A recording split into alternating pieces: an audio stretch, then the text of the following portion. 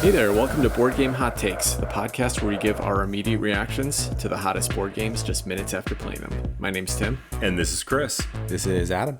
And today we're going to give our hot take on an expansion, the Rise of Ix expansion for Dune Imperium. But before we jump into that conversation, I've got some poll results for you. This week I asked on Twitter, which type of interaction is your favorite in board games? And I gave 4 options. I said race for benefit, direct conflict, shared incentive, or nothing. I said, let me do my own thing, which is I don't want any interaction at all. So we had a few people that responded. I want to mention some of their answers on this before we get into the poll results. But what did you guys say on this poll? I put that my favorite type of interaction in board games was none of your answers, Tim. I put that it was direct interaction, not necessarily direct confrontation. By that, I mean games where you're not just fighty the whole time, but games where there's some engagement. Maybe you have to talk across the table about a certain situation. Maybe there is a negotiation that's occurring or a trade, or you take a look at like Dune, the original Dune, where there's this alliance mechanism. And now 2 of you are making plans together, trying to develop this whole strategy. So it's not necessarily conflict that I would say. It's that direct interaction where you're engaging with the people at the table. You wouldn't call that negotiation or that trading shared incentive, since both people have some incentive to be involved in that decision? I wouldn't. Didn't you earlier in that discussion, Tim, just give an example of shared incentive? And it was nothing like the examples I just gave right now. Yeah, fair enough. That's fine. Yeah, obviously there's a lot of different ways to interact in a game, and I couldn't cover them all in a 4-option Twitter poll. So, okay. Fair enough. Chris, we do seem to have a lot of definitional problems in these. Twitter does not make this easy. It does not make it easy. Chris, what did you answer on that poll? This one's so hard because I like all of them. I think they're all great mechanisms. I think they're all great ways to interact. I just like to have interaction. But I think my answer that I gave in the actual poll was direct conflict. And the trouble with that answer, though, is that it really is a crapshoot, that it's a high risk, high reward kind of interaction, because it can either be really exciting or it can be really depressing, because we've all been in those games where you throw a handful of dice and against all odds you roll ones or whatever, and all of a sudden your game's over and there's no good reason for that, and that feels horrible. Nobody likes that. But on the other hand, if done properly, then you can have a great direct conflict. And we're in the middle of a game of Blood Rage right now, and I love that. The direct conflict, but it's all this kind of cat and mouse, and who throws down the right card, and can you read each other's minds, which I still am convinced that Tim's got black magic, that he knows, what card he needs to throw down. But, so it can be really great or it can be really bad. So I have to go with that. That's my gut. Yeah. All right, fair enough. One of our listeners, Board Game Chatterbox, asked, can you give me some examples? So I did in the Twitter results, and I think some people reference these.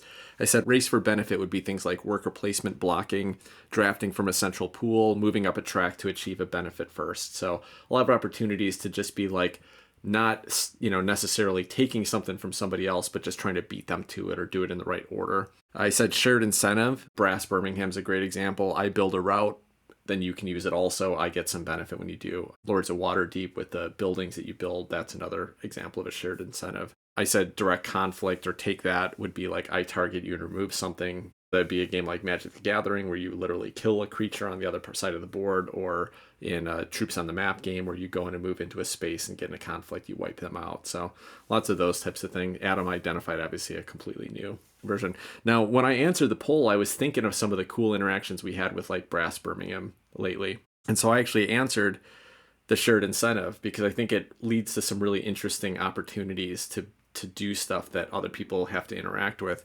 But then the more I thought about it and read some other answers, I was like, yeah, I really like race for benefit. I like the Euro things where you're racing for stuff. And we played La Granja last week, which had choosing the roof tiles first, racing up the track to be first player, dice drafting, a lot of those things. It also had the area control, which has a little bit of direct conflict too. A couple listeners answered on here. Zoe Allred said, I feel like games provide the safest space to explore direct conflict. So she said shared incentives and racing for a goal just water down the most interesting part of the conflict and creates plausible deniability for what should be the exciting tension point. fair enough. That doesn't, like, I'm not looking for conflict even when it's in a safe space, so that doesn't necessarily get me excited. But there's some interesting thoughts there. I just want to say Zoe's quote there is just fantastically Yeah. articulated. That's perfectly spelled out. Well done. Absolutely. Scott and Phil from Right Down the Block Board Gaming, which are a couple reviewers out of Los Angeles, really great to interact with on here. But they say, race for benefit because I love that feeling of competition and the stress that another player will snatch a worker placement spot, specific card, etc. Euro games are generally my favorite when they bring out that kind of tension. And yeah, I totally agree on that. I think that's kind of what drives me with Euro games too, is that race to try to beat somebody else, do it as efficiently as possible so I can get it before they do. Definitely a board game podcast. I love the stress of race for benefit, especially in games like Agricola where the benefits keep improving. Yeah, like Zolkin is a great example, Chris, where, that food track, you add a food every time. And every time I'm like, oh, should I go and get that food this time? Now it'll be there next time. Chris isn't going to place a worker there. And then he inevitably takes it every single time we get that. And Meeple and the Moose said, I love shared incentives. Feels great when you're able to weasel in on someone else's hard work or action. Concordia does this particularly well. And a couple people mentioned Concordia. That's a great example of where when they do a trade action, they flip over that tile and you get the benefit in the region for it. So that's pretty cool. So yeah, a lot of fun answers on here.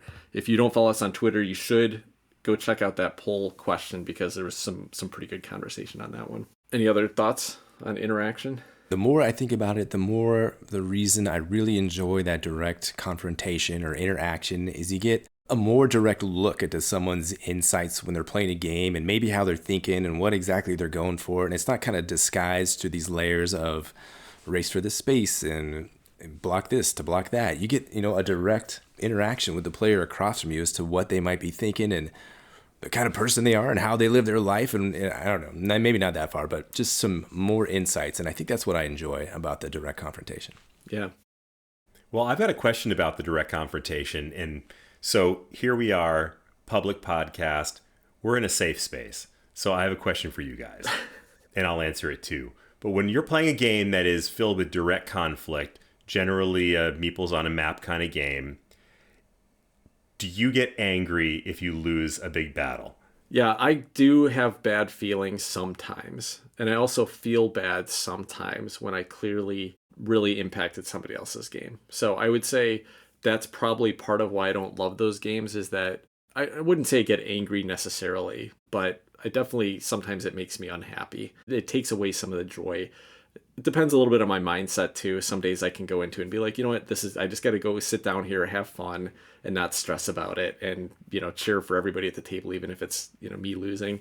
But sometimes I just don't have that mindset, and I can sit there and just get really frustrated, or oh man, this game is ruined for me, and it can definitely cause some negative feelings. This is a great question, Chris. For me, it's the thrill of that moment. I know I might win. I know I might lose, which probably is going to happen, but the thrill of that moment, and sometimes I will win, and sometimes I'm going to have this heartbreaking loss. That's just, like you said, a safe space to go explore those moments and take the risk, and you might explode and have it all just fall back in your face. Who cares? It's a game. Like I just want to have those moments and explore it. So I love this question, Chris. What about you? I have to admit, this is one reason why I have been shying away more and more from the big direct conflict games. And I know it sounds ridiculous because I just answered that I like direct conflict the best. But this really is a product of having that big risk, big reward. I get frustrated. I mean, especially in a game where there's a lot of chance. And I know Tim's probably grinning at this because he hates dice rolling games.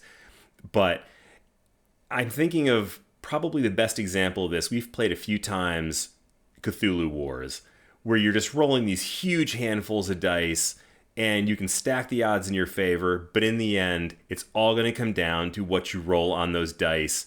And frequently, at least for me, I come up with exactly the thing that I didn't want to have. And when that happens, man, it can really ruin my experience, and that's a bummer. And so even though I feel like the highs are particularly high in a situation like that, if you end up having a successful attack or a successful game, the lows are low enough that it actually frustrates me, and I kind of find myself shying away from those games.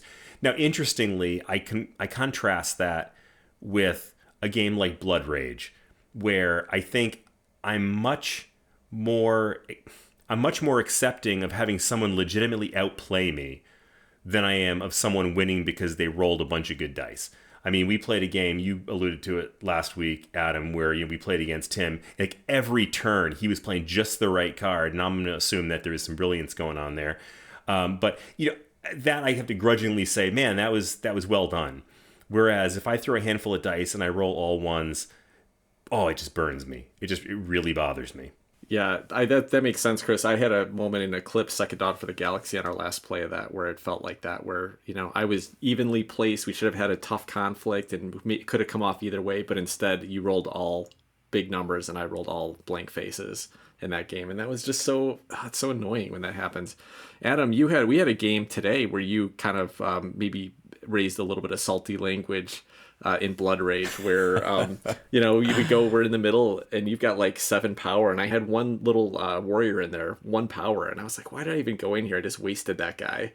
And it just ended up where like I played a 6 card and you didn't have anything, and I managed to and I had a +2 card on top of it too, so I managed to take the middle section in that combat. And like, I've never seen you swear in text as much before. Well, a part of that was for the humorous effect. I mean, of course, when I saw that, I was like, given the cards I had in my hand too, there was a freak out sesh. There was a huge freak out sesh at my house. I was like, yelling at the computer screen, but it's all in good fun. I know it is. So I put that in the thing to add to the moment of it, to just be ridiculous. And I know, like, it could be frustrating, but there's a spectrum, right? That one, I shot myself in the foot. I could have done something totally different, but I didn't. And there is a spectrum, I think, Chris, for this, like you're saying, Cthulhu Wars and Eclipse. Sometimes it's just throw the die. You can stack the odds in your favor a little bit, but it does come down to what comes up on the face of those dice. So I think it's finding that balance between this totally chaotic mode and something where at least you feel like you have the agency to control what's happening and what's going on. And of course, I love all those other kind of interactions too when they're done nice. I can appreciate a nice shared incentive and a race for benefit. But I think that the biggest moments for me are some of those games with that direct conflict. So that's what I come back to. Yeah. All right. Well, let me just read the poll results really quick and then we'll move on. So the people answered race for benefit was 29%. Direct conflict 23%, shared incentive was 30%. So that and race for benefit were basically neck and neck tied. And then let me do my own thing was 18%. So there's a group of people that really just leave me alone. I want to do my own thing while I'm playing a game. And I definitely feel that way with some games where I'm just like, okay, I've got this great plan and engine, and yeah, maybe I should just play it solo then, but it's still fun to be around the table with people, when you're hanging out with your friends and still get to do those fun puzzles. All right, cool. Well, let's move on to talk about Dune Imperium, The Rise of Ix. Now, this is the first time we've actually featured an expansion on our program before, so this might feel a little bit different than our normal review episodes. We did do a full review of Dune Imperium about a year ago, back on episode 20. So if you want to go back, hear a description of the game, hear our original thoughts on that, feel free to go back and take a listen to that one. We're not going to go into all the game rules of Dune Imperium, but we will be touching on most of the new features of the Rise of Ix as we're talking about this expansion. And we're also going to give Chris a chance to give his thoughts on the game in general, because he wasn't on that original review. Steve joined us on that particular one. So if Chris has anything to offer about Dune Imperium that he didn't get to say before, he may jump in with that.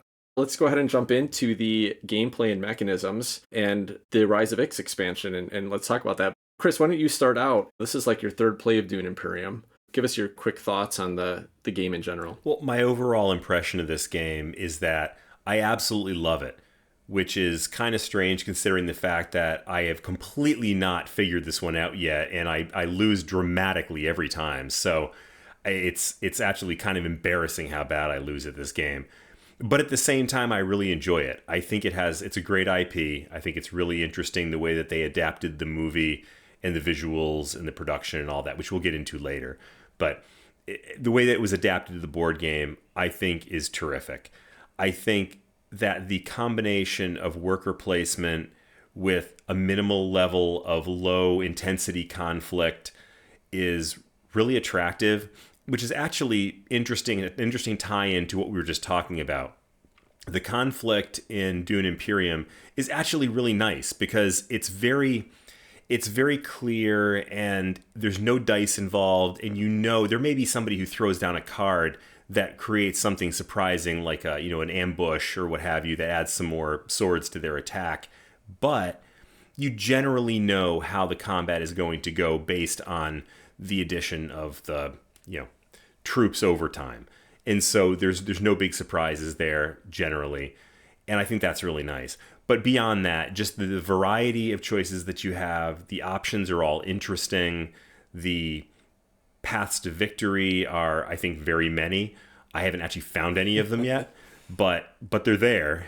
And this is a game that overall I just want to keep coming back to, even though I've done very poorly at it, and I've only played it a few times. So just based on my few plays, I think it's a great game. Adam, any double takes from you since our review last year? You've had a chance to play this quite a bit over the last year, but anything you think maybe changed with your opinion or that you want to just repeat? Well, coming back to this game, I haven't played it as frequently as we were playing it early in the year. And gosh, I missed it. This game is just incredible. It keeps going up for me. I think it's still elevating, Tim. I think I said it was my all-time favorite or near the top. It's even further at the top and pulling away. So that's how I feel about the game at this moment. What about you, Tim? Yeah, so my love for this game has really only grown since we played it on that episode a year ago and reviewed it. We've had a chance to play it a lot since then. I always look forward to it. It's always an exciting game. There were a couple kind of dominant strategies that were starting to feel a little bit stale, started to feel like things were getting a little bit repetitive. So I'm going to jump in with one of the parts of this expansion that I think is really important. It's not the sexiest part of the expansion. It's not the one that I want to talk about the most, but I think it's the one that had the most impact from my enjoyment of the game. And that is that there is now a board that covers over a section of the original board and replaces some of the worker placement spots up there. That board gives you some trade options. The trade is a really interesting mechanism there, but most importantly, it blocks off a couple spots that were really causing people to just push for those right away, causing some repetitive actions. And so I really love what that did. But what about you guys, now that we're talking about the expansion? Chris, what was a mechanism that this expansion added that stood out to you? Well, I like the new Ixion technologies. And because we were playing with the new expansion for the first time, my plan was I'm going to go all in on that, and I'm going to try to explore that as much as I can. And so, we had talked earlier a little bit about how many different paths to victory there are and different strategies. And so I said, I'm going to go all in on technologies. I'm going to go for the dreadnoughts. It just happened that I had the leader who also had the dreadnought ability. In other words, that my dreadnoughts were worth 3 attack points worth 4 attack points versus 3 attack points, which is the standard for a dreadnought. And so it made sense for me to try to get those dreadnoughts because then I could be an unstoppable force in combat, at least theoretically.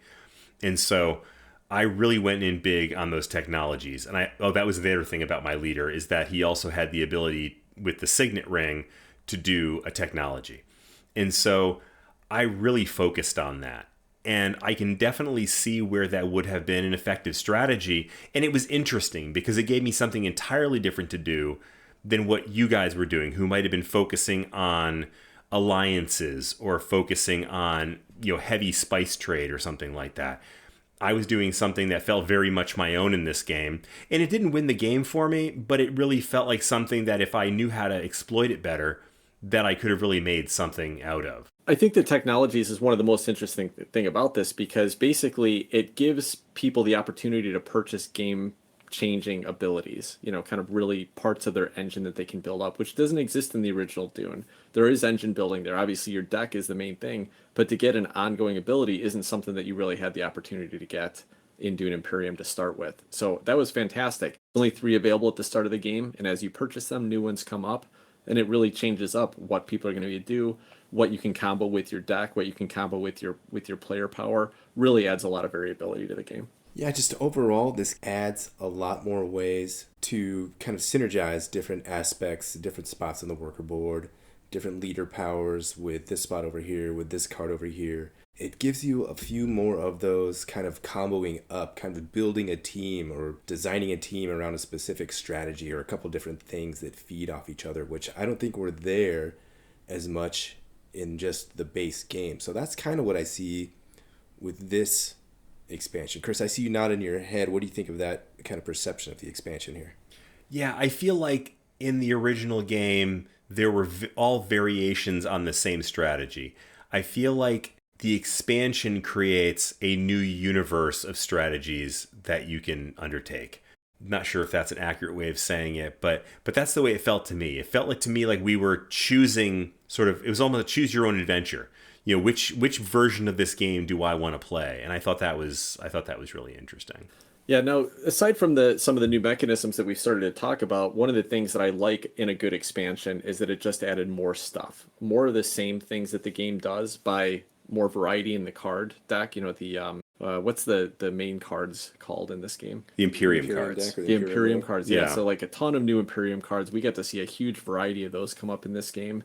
New factions, new starting player powers, which were all fun and interesting and unique and felt very different from the base game factions. So that's a lot of variety. New intrigue cards. I got to see a few varied intrigue cards there. So everything that the base game does great and is a lot of fun with, but starts to feel just a little bit repetitive over a lot of plays. It fixes it just by adding a lot of different things in there. In the Imperium deck, one of the things that was cool about it is that there's a couple new mechanisms that get added into those cards that give you some new combo opportunities. For example, some of the cards would give you a benefit if you discarded them, and now there are other cards that would get a benefit for discarding a card. And so some cool little things to combo up that were outside of the original mix of mechanisms before. It's an interesting idea that I didn't see because they never came up, but I would have liked to have seen was the infiltrator cards.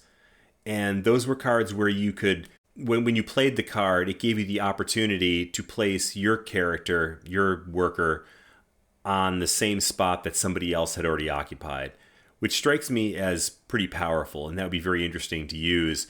We didn't see any come up, so I'm not sure if that had something to do with the mod that we were playing on Tabletop Simulator, or if there's actually that few of them in the game itself.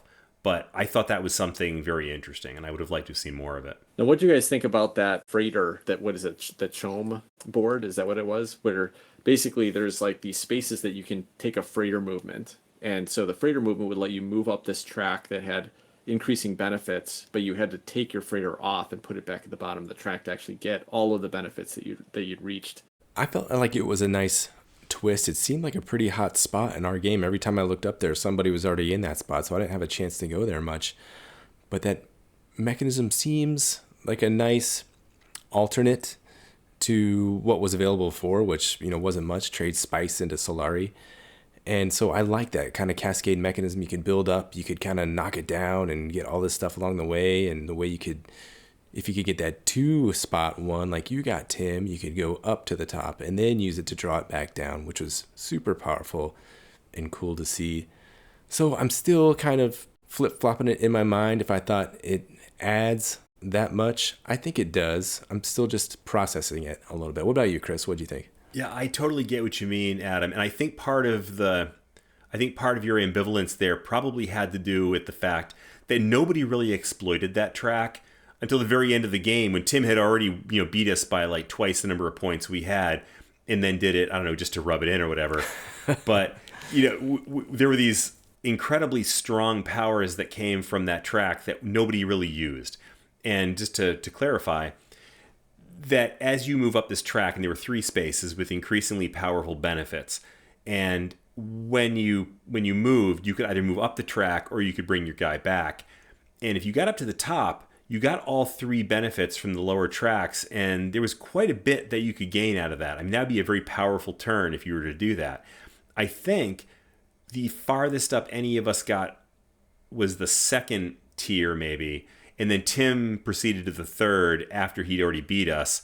So really nobody made that much use of it. But I imagine that if you were able to really kind of, point yourself in that direction earlier on in the game, in other words, if we had understood it better and had some experience with it, we could have really exploited that in a way that would have been useful throughout the game, I think. We just didn't do it. But I think the key is that the reason you couldn't exploit it more is because everybody was going after it. And the reason everybody was going after it, I mean, aside from it being an interesting new mechanism to pursue, is that it was one of the only spaces to get Solari in the game. So if you take that lower one, you at least get 1 Solari for it. So it gave you an opportunity to try to get to some of the other spaces with Solari. But also, if you even just got up the first space and then we move the freighter to the bottom, then you'd get 5 Solari out of it. And so everybody was pushing for that. So the only way that someone's really going to be able to exploit it is to reuse that space over and over again. And when everyone else is fighting for it, nobody had a chance to do it that much, which I think is exactly what that type of mechanism should do. It could give somebody, if they're the only ones pursuing it, some really strong options, but it means they're not pursuing other things. In our case, we all kind of fought over it, stopped each other from abusing it too much, and all got some minor benefits from it, which was pretty entertaining. But keep in mind, too, that there was a second spot there. It was the higher of the two spots on that track. You had to have 2 levels of influence with the Spacing Guild. And I don't think anybody used that space until the very end of the game when you finally used it. And it's not like it's that hard to get 2 levels of influence with any of the guilds. And so, I mean, that's something that if we had really focused on it, a number of us could have done. And so that would have been twice as many spaces available to us. We just didn't do it. So in retrospect, I would have loved to gone back and actually done more with that, but we didn't. That's one kind of nuance, was that to me, it is kind of tough to get 2 influence with the guild. One, because one of the spaces just gives you a fold space card, which is okay, and the other one is the highliner spot, which you need 6 spice to go there. It's a better kind of late in the game play if you're trying to win a battle, maybe, unless everyone else has dreadnoughts and you don't, then maybe it's not so good anymore. And there's other ways to go up tracks, but I wasn't necessarily getting any of those. So again, it's a target of opportunity. Are you going to be able to get 2 influence with a guild? Are you going to want to work that guild? Are you going to be able to get more highliner stuff early in the game or later in the game? So I don't know. It's a little bit nuanced to get up there and work that guild track. I don't know. It's different. That's still something that I'm processing. Tim, what do you think about the guild track getting 2 influence there, and how easy is that to do? I don't think it's easy at all. And that track is not that appealing either, unless you get the 6 spice to go there and Right. get that highliner space. It's not that great of a track because all you're doing is getting a card you can use for a later turn. Versus if you're going to use your the card that lets you go up any of the faction alliances, you could be going down to the Fremen track and getting water or getting troops, or you could be getting intrigue cards on the Bene Gesserit track, or you could be getting money on the top track. So that is usually my least favorite track, and I think that's another thing that this particular mechanism does, is it's trying to push people to say, hey, people aren't using that as much as other tracks, let's make it more appealing to them. And now there's a benefit for getting up a little bit higher. Now you can get some other benefits around the board, and I think that's great. I think the key of this whole expansion is that they obviously gave more variability for those of us that like to play this game a lot and want to keep going back to it, and that's a blast. But they really did, it seems to me, look at some of the things that come out of repeated plays and fix them. Like made more strategies viable, made more different ways you could go and pivot to. And this game is a lot about tactical choices every round, and it's what cards did I draw this round, so what opportunities do I have, who else is going to conflict, what's the benefit for conflict. All of those things were always the interesting parts about this game, is that you're always making these little tactical choices to try to get that leg up, to get that one little point that you can get this time. And this game just expanded and it blew it up so that there are so many more fun different choices and decisions to make. And I think that second space on the shipping guild is just one example of that. Well, it's interesting you say that. So I'm thinking about that space, and I'm sort of replaying the game in my head now. And you had commented on how that particular guild was not that that track was not that attractive because it didn't get you that much. But looking at it in light of the expansion, it's not that hard to move up 2 levels. It may not be super exciting to get 2 fold cards, but you could do it. You could do it pretty readily. And once you've done that, you've opened up all the possibilities of that freighter track. And looking at it now, I'm thinking about all the ways in which I could have, utilized that and gotten these huge benefits if only earlier on in the game I had done that. Now, I did other things and they didn't work out for me, and my game ended up sucking because of that. But I can look at it and see how if I had done it differently, then, that could have been a very different game. But I'm curious, did you guys feel when you were setting out on this that you were pursuing a particular strategy, or were you just kind of going turn by turn and seeing what looks like the most effective thing to do? That's a great question, Chris, and something that I flip-flopped on a bunch of times during this game. There's a part of me that's like, oh, this is an expansion. I want to explore all these things just because they're there to explore. So I got caught a little bit up in that.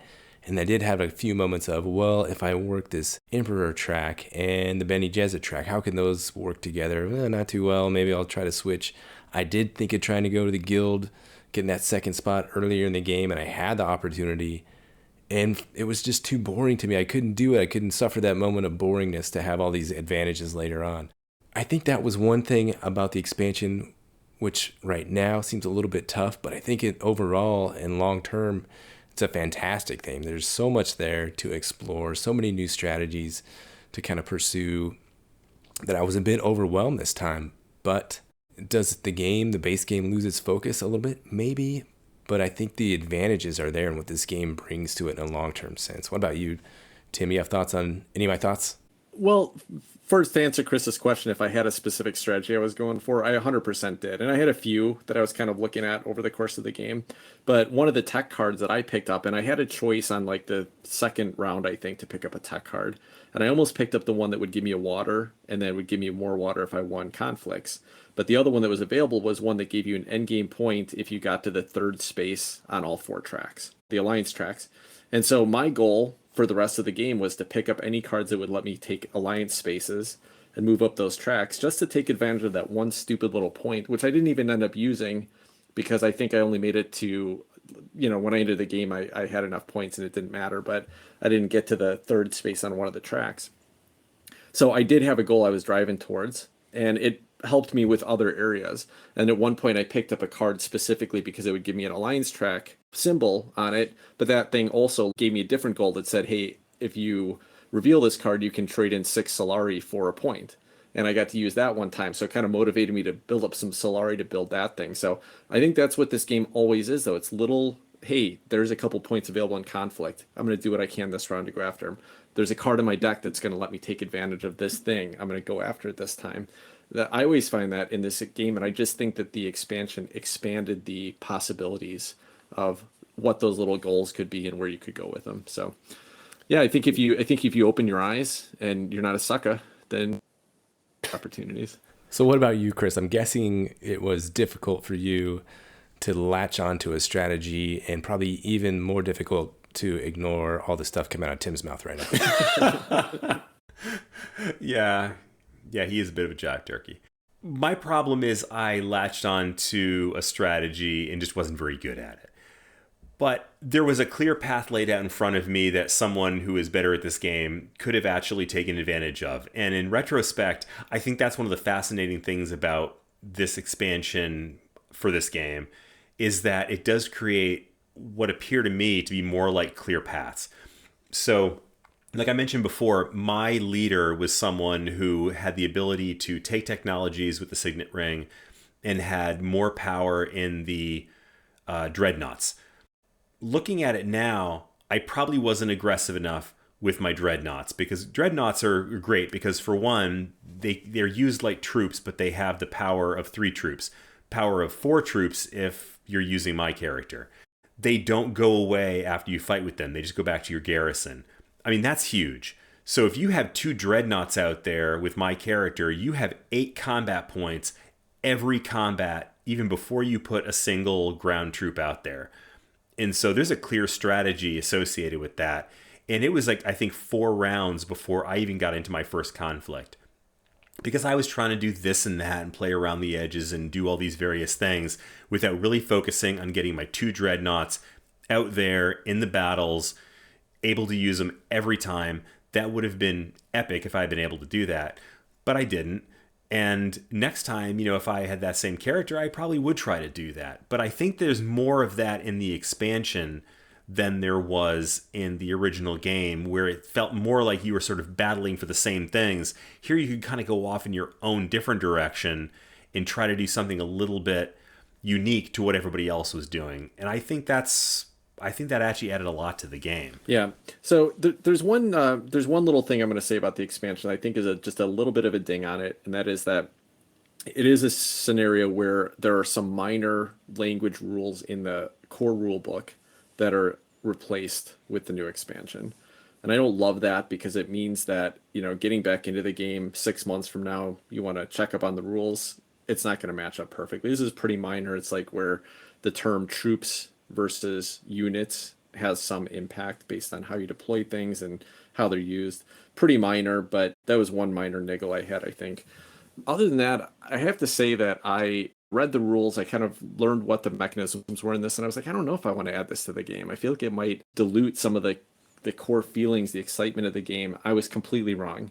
I think what this did is it just opened up new opportunities to have fun, different opportunities to do things, more variety that you're going to see, more factions to try out and experiment with. This expansion is, for me, a must have. Anyone who likes Dune Imperium and has this game is going to benefit from the expansion. So, Adam, I know that you're a huge fan of this game. Do you agree with what Tim just said? Is this a game that you can still enjoy fully without having this expansion added to it? So I'm having some conflicted thoughts on this. I think if you're just coming in to do an Imperium, I don't think you need it right away. There's so much there in the base game. You can play this game, I don't know, 50, 100 times, probably forever without this expansion and still have tons of fun playing it. Find new card combinations, new exploits. It's there for the base game this whole time. There's going to be dominant strategies that emerge, but you're going to find ways to counter those strategies. And I think that's part of the fun and the tightness that comes with the base game. But this expansion, if you're looking to explore new avenues, if you want to have some more kind of specialized pathways to victory that aren't the same old combinations that you're used to seeing in the base game, you can kind of go and do your own thing a little bit more than you could in the base game. There's all these different avenues. I think this expansion is amazing, and it's only going to get better and better and better. The amount of stuff it adds for exploration and just the multiplier it is to the game with such a finite number of things that it brings is pretty spectacular. Chris, you've only played the game, I think you said 2 or 3 times. Do you get any kind of the same feel from this expansion? Yeah, absolutely I do. I think that this is a great expansion. But at the same time, I think, I'm new enough to it that I would still enjoy playing the base game. I think I would prefer to play it with the expansion, but I'd be happy playing either one. Now, if I played several more games of the base game, I may feel like the expansion was more of a necessity, but as it stands now, I think they're great together. I think that the base game is great by itself. So I think either one's a winner. So Tim, if you're going to teach Dune Imperium to somebody new, are you going to use the expansion or not? Yeah, I'm glad you asked that question. I think if it's a gamer, yes. If it was somebody that was a little bit, less familiar with kind of mid to heavyweight games, then that would be a harder call because there's a few additional mechanisms you have to teach and spaces that you have to explain and icons and things like that. The problem with this as an expansion is that it's not really a good modular way to say like, hey, I'm just going to add all these cards to the deck. And even if I don't want to teach the new mechanisms, I'll leave those tracks off because a lot of the cards reference the new mechanism. So I don't think you can really play with some of the cards or some of the factions, like you can't really play with any of the expansion content without playing all the expansion content. There might be a few cards you could flip in, but it would definitely be hard to separate the game back apart. I have a feeling that my gut would be that in almost every situation, I would just teach it with the expansion built in. It's kind of a challenging enough game anyway that it's not a game that I teach to really new gamers or people that prefer lighter games. So I don't know that there'd be too many situations where I wouldn't just go ahead and teach the expansion anyway, just because it's probably the right audience for it. Once all the stuff's mixed in, once all the cards are mixed, you're not going to take it back out. And exactly. It's over at that point. Guess what? Exactly. This is the game we're playing. That's it.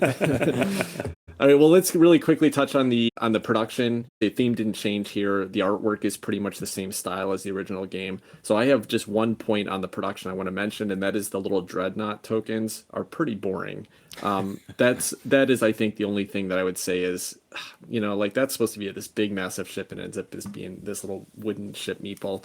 Would have loved to see something a little bit more exciting for that component. And this is not a cheap expansion. And mostly it's cardboard and some little wood pieces, but I'm finding this thing at retail for about $40, which is about what I paid for the base game. Maybe it's a $50 game. So it feels to me like it's probably a little overpriced for the components you get in the game.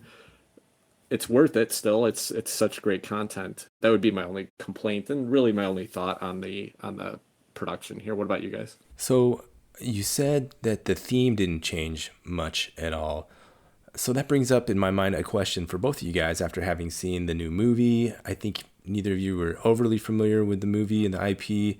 Neither was I. I didn't see the movie. And I've seen the old movie. But what do you guys think about the theme here? It was a recent poll question too. I thought this game, I'm going to go ahead and answer my own question first. I thought this game added a little bit more theme and different ways to kind of bring the guild into it and have them, work the spice more, and the shows more about the chome, and there's more just little subtle elements from the IP to make this game that much more thematic to me. And I thought that was a nice touch. The challenge was is that like I just watched the movie after knowing the game pretty well, and I felt like the movie kind of introduced me to all the characters that the game had to show us. But now it's introduced a whole bunch of new characters and settings, guilds and stuff like that that now I don't know about. So now I feel like I'm more confused. But I'm interested. Maybe it'll come up in the second part of the new movie. Maybe it comes up in later books. I don't really know how this all fits in. I would just say that it probably pulled me more out of the theme because I don't know who these new people are and what these new things are. And then, from a theme perspective, it's cool with how they try to tie these Euro mechanisms into the theme of this game, and I think they did a pretty good job of it. But it's still a pretty much a Euro-y game. You're moving up tracks, you're doing worker placement spaces. There's obviously a tie into the conflict and the different spaces on the board and the factions, but it feels very mechanical to me, and it doesn't feel super thematic what you're doing on a turn-to-turn basis. I don't mind that. I love the game for what it is, and I love a Euro that gives me good mechanisms and tries to put a nice coat of paint on it. I think Dune Imperium does that well, but I wouldn't say it's particularly thematic gameplay. What about you, Chris? Yeah, I'm kind of with you, Tim. I mean, this is not material that I was particularly familiar with. Um, I don't know where Ix is, or what they do, or why anybody would call their planet Ix. But it was all new stuff. Now that said, you could gather enough from the just the basic components of the game to know that this is a civilization that's big on technology, and so they were selling their technologies or providing them, and there's dreadnoughts and various other things.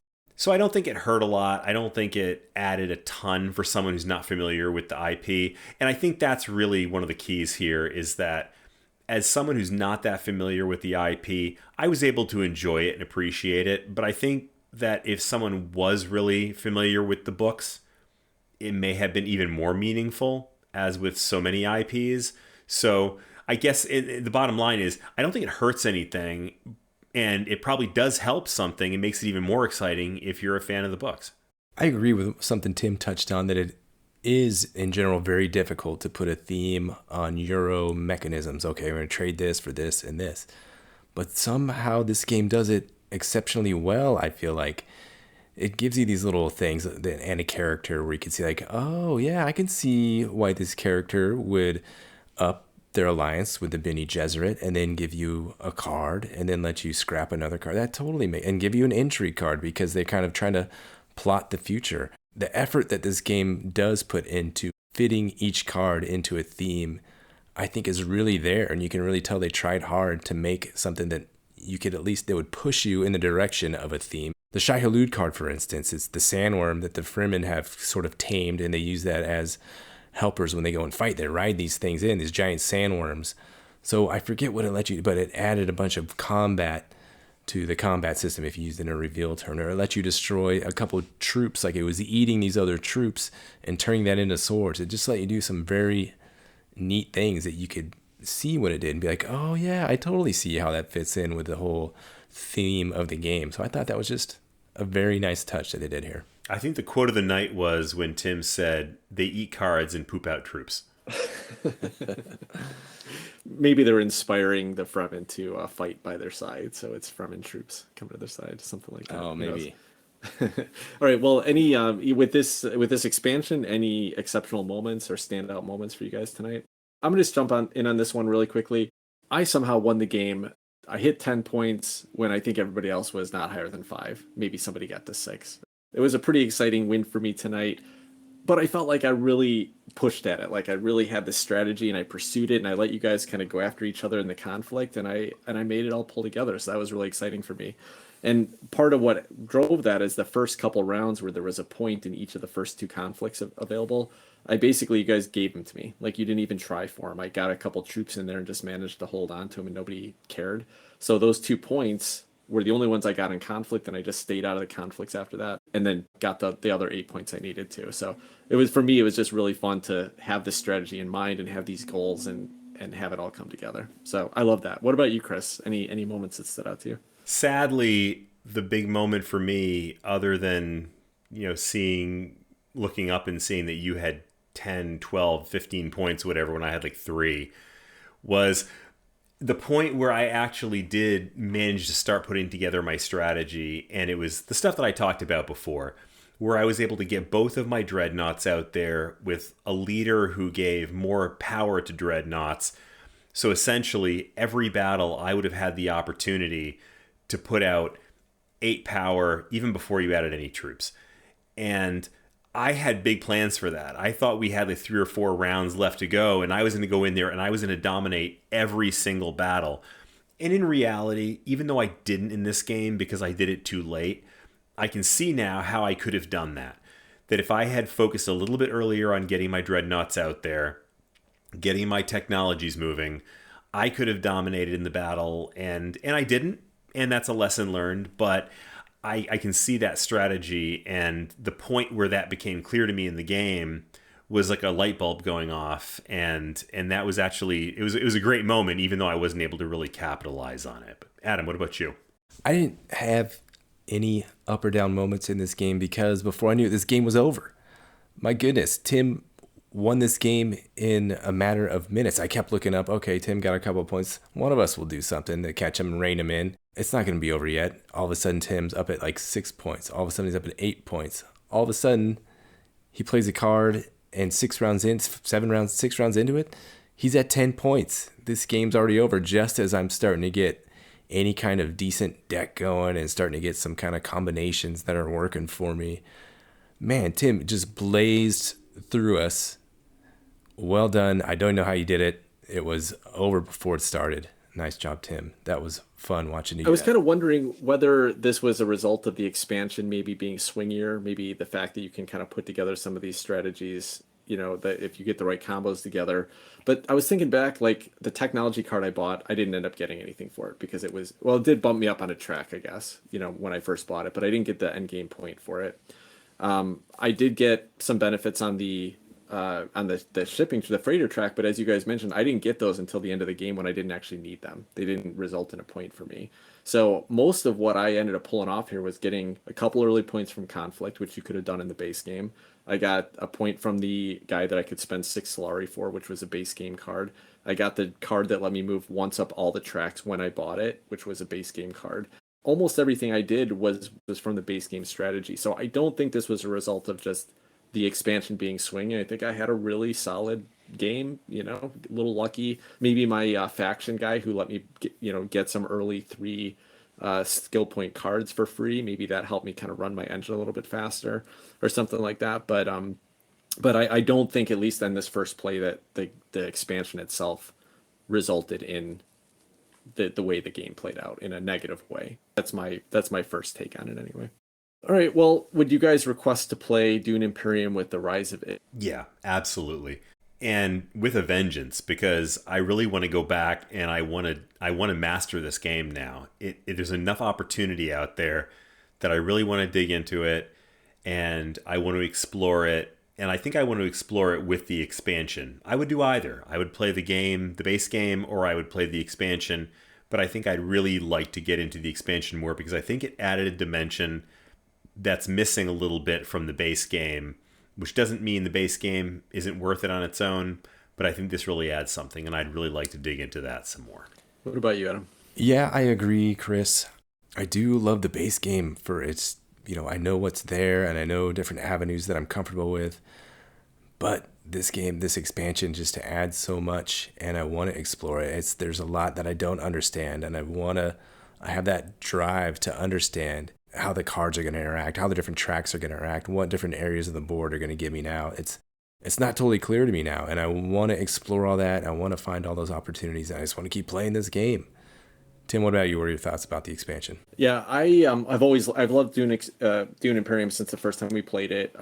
It's grown even more with me over the last year as I've played it probably about 20 times, and I don't ever want to play without this expansion after this first stab at it. I thought the variability, the different strategies, the new options that you have here without adding a lot of extra complexity was great. This is a really excellent expansion for the more stuff, for some of the fixes to balance and just helping smooth out what are viable strategies and give you more options here. Everything about it is fantastic. So I will definitely be requesting to play it. I will be purchasing this expansion, and I expect to be playing it with this expansion most, if not every time I play the game in the future. Wanted to mention really quickly, because a game that we kind of talked about in relation to this last year when we reviewed it was Lost Ruins of Arnak, and Lost Ruins also had a recent expansion that came out. And I just wanted to mention really briefly that that expansion did much the same thing that Dune Imperium expansion did. So if you're interested in that game and curious about the expansion, I would also highly recommend it. It adds more variability, more stuff, but also adds a little bit of complexity to the game that was missing before. It gives you some harder choices, some more interesting choices on almost every turn of the game. So piggybacking on this commentary, I think the Lost Ruins of Arnak expansion is also well worth getting if you're a fan of the game, the base game on that one as well. All right, cool. Well, let's talk about some things that have been on our table right after this.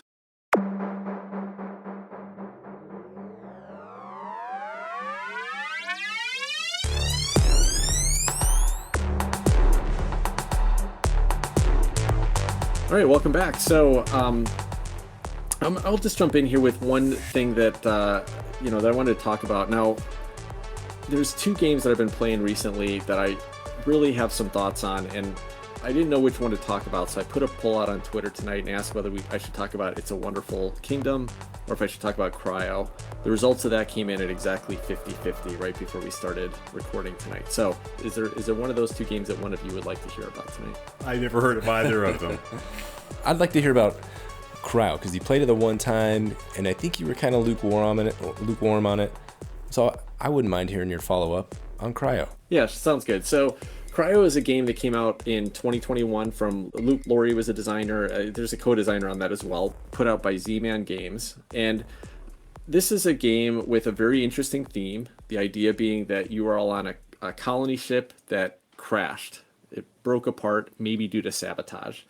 And so the players in the game are some of the survivors that are awake, and they're trying to both get underground where it's before it gets to be nighttime and you all freeze to death, but also to try to help your other survivors that are in cryo chambers get to underground. So one of the main goals, one of the main ways you're going to get points is by moving these little cryo chambers to some underground tunnels on the map, the board.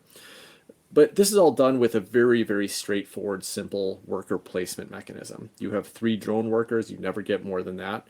And you're either on your turn going to place a drone worker out on some spaces out on the board, or you're going to take all of your drones back. And this follows exactly like Luke Laurie's other designs, including Whistle Mountain, including Dwellings of Eldervale, where the kind of the fun mechanism of it is that when you take your drones back, or your workers, you're basically going to be triggering a tableau, kind of an engine that you've built over the course of the game.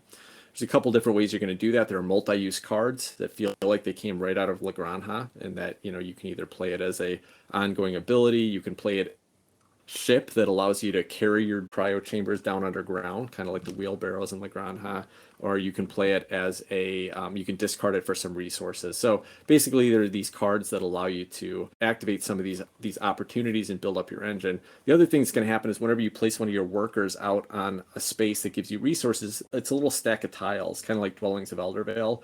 So when you take a tile, you can either just immediately get the resource for it, or you can slot it into a space on your board that triggers when you pull the drone back. Slightly more to it than that, but that's about it. It's very straightforward. The game is very quick. I played a 2-player game, played in about 45 minutes. So for a Euro game, first play for me, we whipped right through it. It's got a player run end game trigger where essentially every time you pull your workers back, you activate a little event that happens, and there's a certain number of events over the course of the game. So if you want to pull your workers back more frequently, you can speed the game up. And then there's a kind of a clever area control mechanism where as you get to these underground tunnels, you're going to get more points for however many of your cryo chambers are on a specific cave versus your opponents. So some interesting things going on there. There's a couple places to be mean in this game, fighting for the area control space, but also some of those events you can trigger can blow up the cryo chambers from your opponents, which is pretty dark considering you're basically killing a human being that's still living in that cryo chamber when you do that. So it's got a little bit of a possible take that. But all in all, I found the game to be very bland. There is not much exciting happening on your turn. You're putting a work route and you're getting a benefit for it. The benefits aren't very interesting choices. There's a little bit of a race mechanism to it, but it's pretty clear, if somebody else doesn't have their cryo chamber on a spot that they could blow up, you need to get your worker off there. So it's not that risky. The area control mechanism with the caves might be a little bit more interesting, except that you don't have a whole lot of shots to get people down there. There's a few different resources you have to manage, and one of them is energy, and the way you get further into the cave is by spending more energy. So I thought the game was okay. I think I'd be fine playing again. I only played it at 2 players, and I think that that's probably not the ideal situation because there is a lot of interactivity with the other players, and I didn't feel like there was a lot of tension in the worker placement spaces here. So for me, it's kind of a dud. I think if I was going to play a light to midweight worker placement game, I would even take the classic Lords of Waterdeep over this any day. It just felt pretty flat. It wasn't that interesting, but it did have the advantage of being fairly streamlined and had a little bit of interaction going on. So Adam, did you have any questions about it? Because I knew this was on your list of games you wanted to play this year. Yeah, it's something I've been wanting to try. The expectation has been lowered a little bit. I'd still like to try it, I think, after hearing you talk about it. I was going to ask you, where does this kind of fit on the Luke Laurie games that you mentioned? If you had to rank those 3, I think you said Whistle Mountain, Cryo, and Dwellings of Eldervale. How would you kind of rank those? And then how are you feeling about Luke Laurie games in general at this point? I mean, listen, worker placement now has been overdone. And unless it's got a really interesting additional choice to make, like Dune Imperium's a great example where the worker placement is great again for a couple of reasons, but one of them being that card deck building piece of combined that makes it interesting enough. But just straightforward worker placement is just not that interesting anymore. Luke Laurie has done some really cool things with his design, specifically the engine building piece of it. And when you pull your workers back, it still makes that a fun and exciting turn. You get to build that up and kind of do what you want to do. I thought this was the least effective of his 3 games that I've played, though, even in that aspect of it.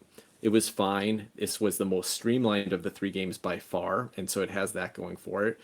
It was the quickest to play. I think Whistle Mountain is by far the most interesting of his designs. It's got a lot more stuff going on. I think Dwellings of Eldervale has some really fun stuff going on too, but it is rules heavy. It's kind of clunky and just didn't do enough for me to keep me excited. But I think I'd rather play that over Cryo. At least, again, after 1-2 player game. Would be happy to try this in a 3 or 4 player situation. Hey, the one thing I did notice about Cryo that I thought was interesting is that I love the fact that it has the classic 1970s pinball machine back glass art on it. Nicely done. I think the art is pretty cool in that game, Chris. You bring it up, and I'm glad you mentioned it because it's fun to look at. It is. I actually agree. I think the production in this game is pretty neat. Oh, one other thing that I'd say is a big negative for it, considering the fact that its big selling point is that it's streamlined and quick to play, is that the setup is a pain in the butt because basically every worker placement space on the board you have to seed with like 4 little face down chits. It's just a pile of setup that just kind of detracts from one of the few things that was pretty neat about it to me. It's interesting. I've heard a couple other reviewers talk about this game recently, and Very Wrong About Games, Board Game Barrage. Man, I just don't see what they're seeing in it at all. So maybe it's just a me thing, but would still be happy to try it with you, Adam, if you're interested. But I found it to be pretty bland and not too exciting. Okay. All right, well, let's talk about some future takes, some things that are coming down the road that we're excited to play or back on Kickstarter. Chris, what do you have? My future take this week is a game called Steam Up, A Feast of Dim Sum. It was designed by Pauline Kong, Heyman Lee, and Marie Wong, and is published by Hot Banana Games. So this is a Kickstarter that closed, I think it was a few months ago, and it's due for an early 2023 release, but I'm already getting really excited about this game for a few reasons. So first, I've been really interested recently in this ongoing discussion in the board gaming community about cultural appropriation. In other words, these games that lean heavily on elements of culture but are designed by people who are from outside that culture. And the more I think about it, even beyond just the philosophical piece of that, I'm more interested in playing games that can offer me something, at least a little bit of an authentic cultural experience. So whether I'm reading a book, watching a TV show, playing a game, whatever, it's given me an opportunity to learn something, even if it's just a little something about the world. And in all those situations, I want to be guided by someone who knows what they're talking about. So you wouldn't go to another country, for example, and hire someone who wasn't a local to give you the tour.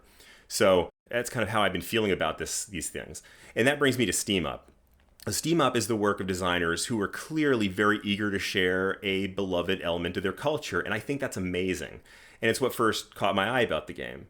Well, yeah, actually, that's not exactly true. What really first caught my eye about this game was the amazing production, because man, is this a cool-looking game. The deluxe version features this stack of bamboo steamers, bags of these really cool, realistic-looking 3D dim sum pieces, and a rotating Lazy Susan game board that you use to rotate these 6 stacks of steamers the players are going to be competing for. So, what's the game all about? Each player becomes one of 12 animals from the Chinese zodiac that are queued up for the hottest dim sum restaurant in town, each with its own tastes, each has their own food they want to eat, and that makes up the player's goals. You get the right pieces of dim sum to maximize scoring for their unique character. They also have abilities that are different from character to character, and that they'll use those to outwit the other players and get their most desired tidbits. So for example, one cute card called the Magician, it's a rabbit, and he can swap out pieces of dim sum to get the one he wants. So you throw into the mix the rotating playboard, some fate and fortune cards to mix things up a little bit, and this game just looks like a blast. So all that said, I think the thing I find most charming about this game is its wit and its really playful sense of humor. That's something that I've come back to many, many times, and I've mentioned in a few games that we've played. I love a game that has a sense of humor. And an example is that Magician card I just told you about. But the other animal cards are also incredibly adorable. There's a monkey that's called the Naughty Kid, this little pig on his cell phone known as the Food Blogger, and this little Shih Tzu puppy called the Loyal Customer. So it's just so clear to me that a lot of love went into this game, and I think that really shows. So my only regret is that I've got to wait until 2023 to get my hands on this one. So you backed it, Chris? I did back it, yeah. Is it still open for like late backers or anything like that? I think you can still late back, and I went to their website, and I think you can, I'm not sure if it was pre-ordering it or late backing it on Kickstarter, but I think there is still an opportunity if someone's interested in looking into this game. Okay. So I looked at it a little bit, and just based on the game description and the components, it looks very, very family weight, very simple, from a mechanism perspective. And it's rated right now 1.0 out of 5 on BGG, which is, going to be a very lightweight game. Are you kind of looking at this game as one of those lightweight, fun games that you'll play with your gaming friends as a filler? Or are you looking at this as like a family, something that you bought with the intent of kind of playing with your family, with your young son? What do you think is the target audience for this game? I think you're right. I mean, the level of play here is relatively simple, but I think the answer is that it could be either one of those. It could be a filler game, or it could be a game you play with your family. It's not going to be clearly a main event game for a big game night. In that sense, I look at it a lot like Fossilis. Mm-hmm. It's a good, solid game with a really cool production that makes it fun to actually put on the table and look at. And if it weren't for the fact that my wife really doesn't like Fossilis, I'd probably play it more often. My son likes it, and we played it a few times. And if I had folks around who wanted to play it with me, I'd be happy to, even if it wasn't just kids. So I think it could do either one. Yeah, it reminded me of Fossilis when I was reading about it, and that Fossilis is a pretty simple order, what do you call it, a kind of an order filling game. Yeah. The idea being that you're basically just trying to collect the right type of resources. Yeah. And the way you do that is the game, as efficiently as possible. And I feel like this is going to be similar. So it was an interesting enough puzzle, but it was pretty simple what you're trying to do. There wasn't much complexity to the choices. I think it's great for a family weight game, obviously, and with the right audience. Well, it'll be interesting to see how this one comes out. There are some games that are definitely family weight, but can still be a blast. I think of games like Sushi Go is a great example of something that's got very simple rule set and very simple choices, but still a whole lot of fun to play. So maybe this will be one of those. Yeah, and those can also be great games if you want to play something with folks that are not gamers that are over. Right. That's a nice thing to have available to you. So what about you, Tim? What's your future take this week? I want to talk about a game that I'm sure most of our listeners have heard of at this point, but Stonemaier Games, whenever they put out a game, it's kind of a big event. They usually do 1 to 2 a year. The game that they just announced is a game called Libertalia Winds of Galecrest. Now, Libertalia is a pre-existing game. I think it was printed in like 2007 or something like that, maybe 2012. But it's an older game and it's a pirate-themed game. And so what Stonemaier Games did is they worked with the original designer, which is Paolo Mori, to basically kind of create a updated and refined version of Libertalia. That's pretty exciting. Libertalia's been out of print for a little while. It's known as kind of a fun strategic party game is the way that they explained it on the game description for the original game, and it kind of is that. It's essentially a game where it's played over 3 rounds, and every round everyone's going to put hidden cards down at the same time, and when the cards are revealed, they're going to interact with the other cards in different ways. You're trying to basically be the highest numbered card that shows up because you get the best choice of loot, but sometimes the abilities on the other cards may interfere with that. They may take things from you. They may get extra bonuses. So it's kind of a fun, like, everybody's got the same cards, but you don't know what the other people are going to play, and you're kind of playing these mind games to take advantage of it. So Libertalia Winds of Galecrest is essentially re-implementing that. It's got beautiful new artwork and kind of rethemed. It's still a pirate theme, but they're calling them sky pirates, so it's kind of a fantastical theme where there are these ships sailing through the air, and the crew, instead of traditional human pirates, they're all like anthropomorphic animal pirates. But the artwork on this is done by Lamaro Smith, who I don't know if he's done any other board games before, but I looked up his portfolio a little bit, and it's just beautiful, beautiful, colorful, really, really wonderful artwork. He's a Caribbean-born artist, I believe, which is great for a pirate-themed game. You know, it kind of really fits that that somebody who's born there is going to be able to bring that theme home well. So I'm pretty excited about this. One, it's a game that I would always wanted to play, and two, Stonemaier always does interesting things with their games, and even the ones that don't end up sticking around in my collection, I always have some fun playing them and enjoy kind of experiencing them and checking out what's offered. So I'm looking forward to Libertalia, Winds of Galecrest. This is supposed to go on pre-order. I think early March it's going to be on pre-order from Stonemaier Games directly, and then it'll be in retail a couple months after that. So you can get this pretty quickly. We're going to try to do kind of a review of Libertalia.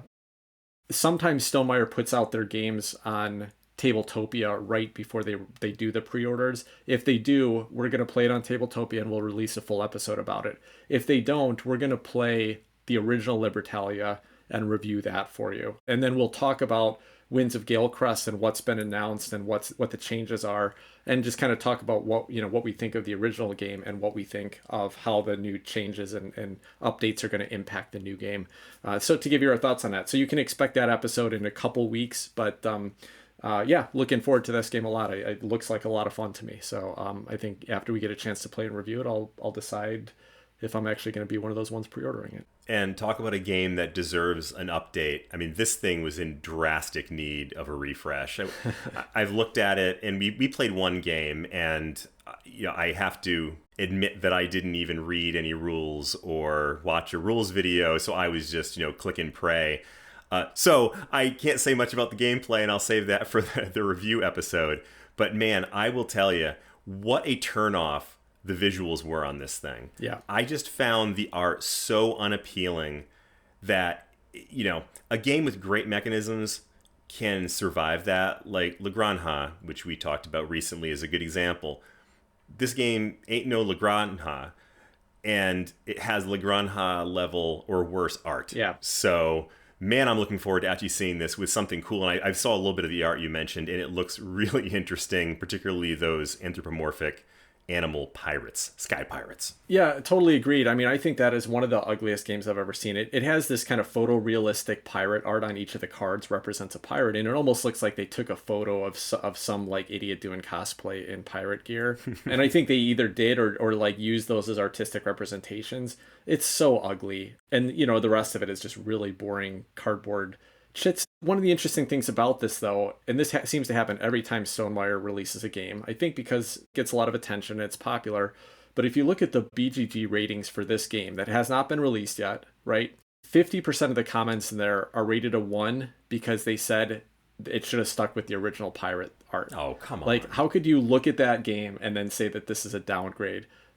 Fine, you wanted a pirate game, that's fair, but to complain about the art here or the production is insane to me. So I think we got a couple like very vocal people that just don't like Stonemaier games, to be honest, because I see this happen with every one of his releases. But I'm excited. I think the reception to the game itself, we'll see how that goes, because again, we haven't played it enough to really be able to say whether it's a keeper for me, but it looks like a lot of fun. Our one playthrough of it seemed like there was a lot of fun game in there, so I'm excited to see how this one goes over, and the new art production to me looks fantastic. Look forward to giving it a try. Yeah. All right, cool. Well, that will wrap up this episode. Before we wrap up, though, I do want to mention, if you don't follow us on Twitter already, I would recommend come out and join our community there at BG_hot takes. Me, Chris, and Adam are all pretty active on there. Jen, one of our co-hosts, will occasionally join in and leave some comments. But we'd love to chat with you there. I leave a poll there weekly that we talk about, as you heard at the beginning of this episode. So if you want to be part of the poll or even have your comments mentioned on the air, you can leave that on Twitter. But the other thing I want to ask is, if you enjoy the show, rate and review us on Apple Podcasts, because it does help more people find the show. And I wanted to call out a listener this week that left us a very nice review on Apple Podcasts. This is Jim the Gray, interacts with us on Twitter as well. And Jim said, "I wasn't looking for this podcast when I found it, but I'm so glad I did. I binged all their episodes over a 2-week period, and now they have me looking forward to Monday. Good friends who are passionate about games, talking about the stuff they're playing. I love that format, and this pod is my new favorite in the genre. All 5 regular contributors bring great, useful insights. Their chemistry is fantastic, and they don't waste words." Thank you, Jim. That's really awesome of you to say. Really appreciate it. Please, if you enjoy the show also, leave a review for us on Apple Podcasts, and we'll read it on air. That will wrap us up. So until next week, take care, everybody. Have a good night, all. Bye-bye.